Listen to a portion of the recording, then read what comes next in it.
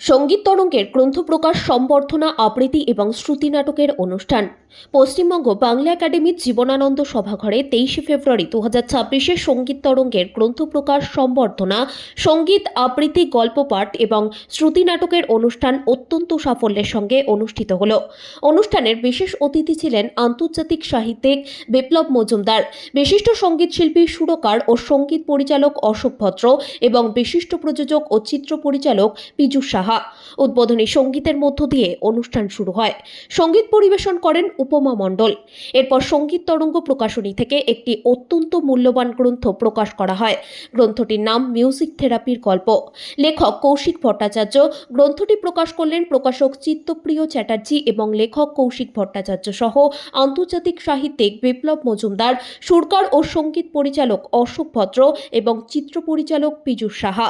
মিউজিকের মধ্য দিয়ে কত কঠিন চিকিৎসা করা হয় বা হতে পারে সেই সব গুরুত্বপূর্ণ তথ্যই মিউজিক থেরাপির গল্প গ্রন্থটিতে লেখক অত্যন্ত সূক্ষ্মভাবে তুলে ধরেছেন। পরের পর্যায়ে ছিল গুণীজন সম্বর্ধনা। 3 জন গুণী মানুষকে বিশেষ সম্বর্ধিত করা হয়। তারা হলেন বিশিষ্ট শিক্ষিকা, লেখিকা ও সমাজসেবিকা জয়শ্রী মণ্ডল, সুরকার, সঙ্গীত পরিচালক অশোক ভদ্র এবং চিত্র পরিচালক পীযূষ সাহা। উপস্থিত অতিথিদের হাত দিয়ে সঙ্গীত তরঙ্গের পক্ষ থেকে সঙ্গীত তরঙ্গ সাংস্কৃতিক সম্মানস্বরূপ স্মারক এবং মানপত্র তুলে দেওয়া হয়।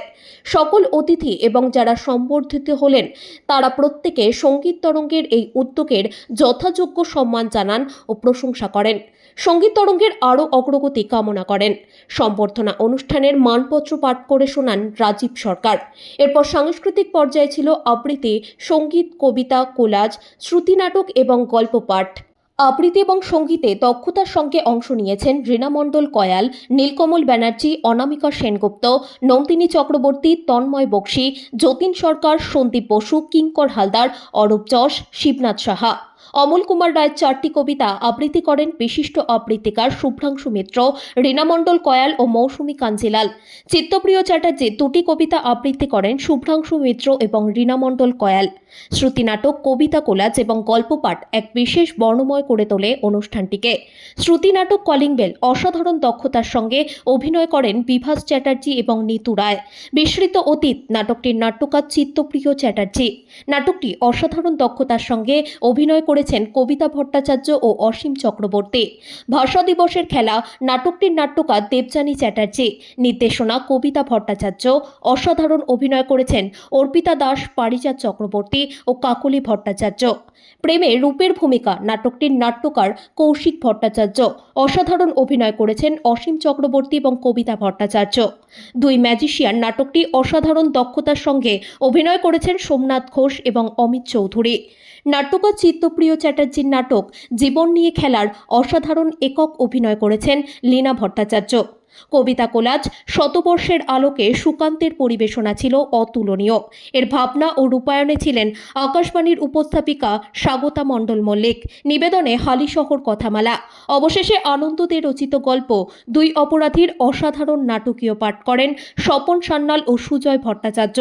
সমগ্র অনুষ্ঠানটির পরিকল্পনা, পরিচালনা ও সঞ্চালনায় বিশেষ দক্ষতা দেখান লেখক ও সম্পাদক চিত্তপ্রিয় চ্যাটার্জি। বিশেষ সহযোগিতায় ছিলেন মধুলিনা চ্যাটার্জি। অনেক বাংলায় গল্পের বই পড়েছি। আমার দিদা বাংলার অধ্যাপিকা ছিলেন। তাছাড়া আমি তো সাহিত্যের ছাত্রী। ইংলিশ ছাড়া কি অন্য কোনো সাহিত্য পড়বো না? হ্যাঁ, সেটা একটা যুক্তি। তুই লিটারেচার পড়েছিস, কিন্তু আমি কম্পিউটার ইঞ্জিনিয়ার। সংস্কার আছে মেয়েদের, আর মেয়েরা কোন মোহে পড়ে ভালোবাসে না বলো তো? হ্যাঁ, তুমি বলো।